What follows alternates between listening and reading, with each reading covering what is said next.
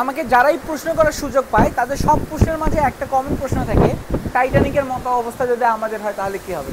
আমি যে ওয়েটা ফলো করছি, আমাদের জাহাজ যে রাস্তা দিয়ে চলে, মানে সমুদ্রের যে পথে চলে, ঠিক এই পথেই টাইটানিক জাহাজ ডুবে গিয়েছিল। এটা আমি জায়গাটাও এর আগে আপনাদের দেখিয়েছি। তো এখন টাইটানিক কিভাবে ডুবে গিয়েছিল এটা তো আপনারা সকলেই জানেন। সমুদ্রের পানি জমে বরফে পরিণত হয়েছিল, সেই বরফের সাথে জাহাজের ধাক্কা লেগে জাহাজের একটা অংশ ভেঙে ভিতরে পানি ঢুকে পুরো জাহাজটা ডুবে যায়। তো এখন আমাদের জাহাজের সাথেও যদি এরকম হয়, যেহেতু আমরা টাইটানিকের সাথে একই রাস্তা ফলো করে যাচ্ছি, তো এই অবস্থায় যদি আমাদের জাহাজেও পানি ঢোকা শুরু হয় তো তখন জাহাজে কি হবে। আমি শুধু সমুদ্র অবস্থাটা আপনাদের কিছুক্ষণের জন্য দেখাই।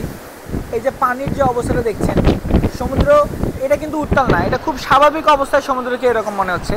তো যদি এটাই স্বাভাবিক অবস্থা হয়, তাহলে যখন অস্বাভাবিক অবস্থা থাকে তখন বাইরের কন্ডিশনটা আপনি একটু ধারণা করতে পারছেন যে যদি কেউ এখান থেকে পানিতে পড়ে যায় তাহলে তো তার বাঁচার চান্স নাই বললেই চলে। আর এই যে দূরে আপনি সাগর যেটা দেখছেন, 1000 কিলোমিটারের মাঝে কিচ্ছু নাই, আশেপাশে কোনো কিছুই দেখা যাচ্ছে না, শুধুমাত্র মনে হচ্ছে যে আমরাই এখানে একা, আমরা ছাড়া আর কেউ নেই। এখন টাইটানিক যখন ডুবে যায়, এটা তো জানেন যে কতদিন আগের কথা। এখন প্রযুক্তি অনেক এগিয়ে, আমাদের জাহাজ আগের থেকে অনেক উন্নত, আর মানুষ সবসময় তার বিগত দিনের ভুল থেকে শিক্ষা নিয়ে নতুন নতুন প্রযুক্তির আবিষ্কার করে। তো এখন টাইটানিকের যে ঘাটতিগুলো ছিল প্রত্যেকটা জাহাজে সেই ঘাটতিগুলোকে সারিয়ে আরও উন্নতভাবে সব কিছুকে আপগ্রেড করা হয়েছে, যেন টাইটানিকের মতো ঘটনার রিপিটেশন এরপরে না হয়। তবু আমি আপনাদের একটু জানিয়ে দেই, আমাদের জাহাজ যদি কখনো কোনো কিছুর সাথে ধাক্কা লেগে, যদি এটা চান্স কম, তবুও যদি এরকম টাইটানিকেও তো চান্স কম ছিল কিন্তু হয়ে তো গিয়েছেই। তো যদি কখনো এরকম হয়, আমাদের জাহাজের 2টা লেয়ার থাকে। বাইরের জায়গাটা যদি ভেঙে যায় জাহাজের, এই যে যেমন এই জায়গাটাকে বলে বাল্কহেড, এটাকে যদিও বাল্কহেড বলে না, আপনি জাহাজে যেটা দেখছেন এই যে ঠিক এখান থেকে এই যে অংশটা বাইরের সমুদ্রের থেকে যে জাহাজে চলছে এটার মাঝের যে অংশটা, তো ওই জায়গাটার আমাদের 2টা পার্ট থাকে। ধরুন এরকম 2টা পার্ট আছে, যদি একটা পার্ট এখানে ভেঙেও যায়, এর ভিতরে যেহেতু আরেকটা পার্ট আছে, এটা আমি আপনাদের এক্সাম্পলের জন্য বলছি, এখানে একটা লেয়ার, ভিতরে আবার আরেকটা লেয়ার, যদি কখনো বাইরের জায়গাটা ভেঙেও যায় ভিতরে এটার আরেকটা লেয়ার থাকে। তো এই 2টা লেয়ার তো একসাথে ভাঙার চান্স নেই, তার কারণ 2টার মাঝে একটা মিনিমাম গ্যাপ থাকে।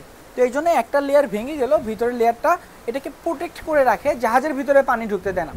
তবুও আলাদা না করুক, যদি এরকম হয় 2টা লেয়ার একসাথে ভেঙে গেছে তখন কি হবে। যদি 2টা লেয়ার একসাথে ভেঙে যায় তখন আমাদের এটার ভিতরে কিছু পার্ট করা আছে। ধরুন এই জায়গাটায় ধাক্কা লেগেছে, তো এই জায়গাটায় 2টা লেয়ার যখন ভেঙে যাবে তখন এই দিক দিয়ে ভিতরে পানি ঢোকা শুরু হবে।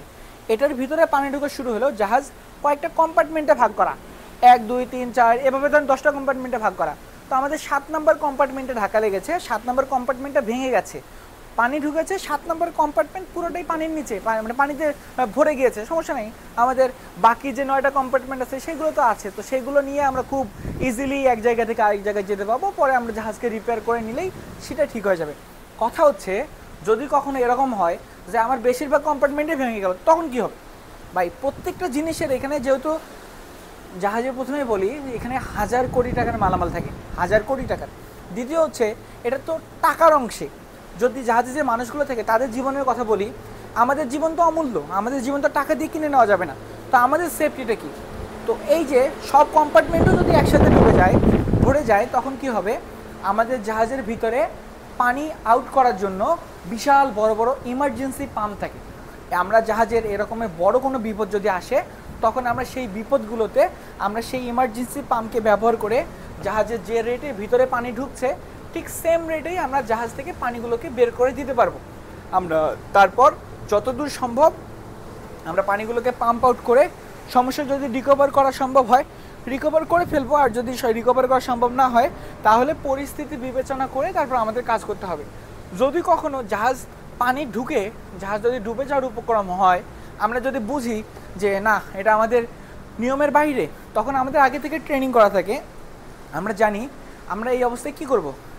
জাহাজের মালামাল যেগুলো টাকার হিসাবে কিনে নেওয়া যাবে সেগুলো তো হিসাব বাদ, কয় হাজার কোটি টাকা সম্পদ থাকে থাকুক আমাদের কিছু যায় আসে না, আমাদের নিজেদের জীবন তো আগেই। তো নিজেদের জীবন বাঁচানোর জন্য আমরা কি স্টেপ নিব আমরা সেটাকে আগে থেকেই জানি। আমি তবু আপনাদের দেখিয়ে দেই, এই যে কমলা রঙের যে জিনিসটা দেখছেন এটা হচ্ছে লাইফ বোট। লাইফ বোট একটা না, এরকম লাইফ বোট আরও একটা আছে আমাদের জাহাজে। যদি কখনো জাহাজ ডুবে যায় পানিতে তখন আমরা এই লাইফ বোটের ভিতরে নিজেরা চলে যাব, জাহাজের প্রত্যেকটা মানুষ চলে গিয়ে এই লাইফ বোটে নিজেদেরকে ভাসিয়ে রাখবো যতক্ষণ পর্যন্ত আমাদের কেউ উদ্ধার করতে না আসে। তো যখন আমরা এটার ভিতরে যাব, এটা কি এমন হলো যে জাহাজে পানি ঢোকা শুরু হলো, যে যার ইচ্ছে মতো আসলো, জাহাজে লাইফ বোট নামে এখানে চলে গেলো, এরকম না। যখন এরকম কোনো বিপদ আসবে তখন আমাদের এখানে অ্যালার্ম বাজবে। আমরা জানি যে কোন অ্যালার্মের কোন সংকেতের অর্থ কী। তো যখন আমরা এরকম একটা কোনো সিগন্যাল পাবো যে এরকম অ্যালার্ম বেজেছে, তখন আমরা সর্বপ্রথম এই যে মাস্টার স্টেশন যেটা দেখছেন, এই মাস্টার স্টেশনে এসে সকলে জমা হব। এখানে সবার নাম লেখা আছে, র্যাঙ্ক লেখা আছে। তো এখানে যখন সবাই আসবে, যদি এই অবস্থায় কেউ কোথাও আটকা পড়ে, তো ধরেন এখানে আমার র্যাঙ্ক লেখা আছে 4E, মানে 4th ইঞ্জিনিয়ার।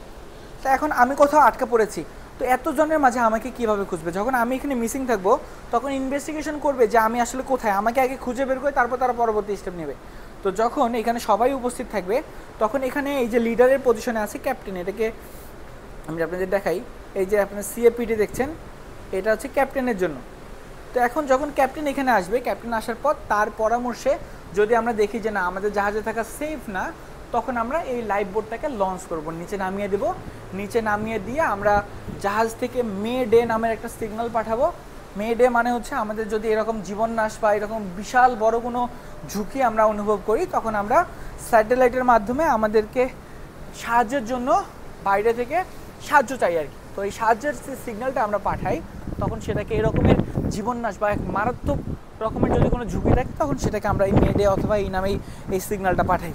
তো যখন আমরা এই সিগন্যালটা পাঠাবো, তখন উদ্ধারকারী টিম তৎক্ষণাৎ যত দ্রুত সম্ভব আমাদের কাছে চলে আসবে আমাদেরকে রেস্কিউ করার জন্য। আমরা যেখান থেকে সিগন্যালটা পাঠিয়েছি তারা প্রথমে সেখানে আসবে। ওখানে আসার পর আমরা যে জায়গা থেকে সিগন্যাল পাঠিয়েছি, সমুদ্র তো উত্তাল, আমাদেরকে প্রতি ঘন্টায় কোন জায়গা থেকে কোন জায়গায় নিয়ে যাবে তার তো কোনো ঠিক নেই। আর এত বিশাল সমুদ্রের মাঝে যদি 1 কিলোমিটার দূরেও নিয়ে যায়, তো আমাদেরকে কীভাবে তারা খুঁজে পাবে, বুঝবে কীভাবে যে আমরা কোন দিকে গেছি? তো তখন আমাদের লাইফ বোটে আমাদের পজিশন ইন্ডিকেট করার জন্য এরকমের নেভিগেশনাল ইকুইপমেন্ট থাকে, পাশাপাশি আমাদের কাছে রেডিও সিগন্যাল থাকে, যেটা দিয়ে আমরা ওই ওয়াকি টকির মতো করে কথা বলে আশেপাশে কেউ যখন উদ্ধার করতে আসবে তাদের সাথে যোগাযোগ করতে পারবো। তারপর জাহাজের তো তলা ডুবে গেলে, ফুটো হয়ে গেলে যদি আমরা উদ্ধার করতে না পারি, জাহাজ তো ডুবে যাবে তার মতো। আর আমরা আমাদের জীবনকে বাঁচিয়ে নিয়ে যত সেফলি সম্ভব সেখানে আমরা আমাদের পরবর্তী স্থানে চলে যাব। আশা করছি সব কিছু বুঝতে পেরেছেন। এতক্ষণ সাথে ছিলাম আমি হৃদয়। ফেসবুক, ইউটিউব, টিকটকে হৃদয় দাস সেলার লিখে সার্চ করলে আমার এই ভিডিওগুলো আপনি পেয়ে যাবেন। ধন্যবাদ আবারও। আসসালামু আলাইকুম।